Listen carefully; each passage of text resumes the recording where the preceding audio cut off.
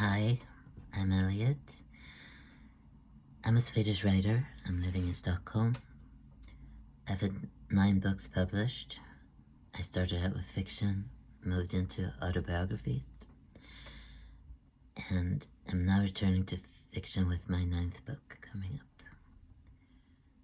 I grew up in Sweden and in the USA. My childhood was both beautiful and extremely abusive. When I was 16, I was misdiagnosed and put in a home for young adults with mental illness. When I was finally released at the age of 21, I swore to take my life back. And I have been working every day since then to mend the heart and soul. At the age of 30, I was diagnosed with DID, dissociative identity disorder, a rather unheard of diagnosis in Sweden at the time. I struggled to find the right understanding in therapy. I finally found a good trauma therapist and have been doing EMDR with him for 4 years. Writing my books and painting has also been healing to me. I think DID varies from person to person. In my case, I started to form alters at the age of 4. Therefore, I have memories of being just one person and whole.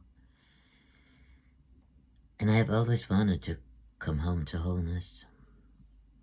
Other individuals who battled DID may have started to form alters from infancy and cannot imagine being only one person. I have met a lot of misunderstanding and abuse within psychiatric care in Sweden, and I gather that DID is tricky for psychiatric care to understand. DID is not really a mental illness, but a coping strategy when you have no other way to survive threats toward existence. It is not a personality disorder, but connected to consciousness, where dissociation build walls around trauma. I myself know that I have a strong core, call it a soul, that is able to protect itself. But misunderstanding and misdiagnosis prevent healing, and there are many kinds of splitting. Most people have at least one inner child, and trauma will tear the psyche between guilt and fear, for example. This, however, is not DID. That comes with specific criteria.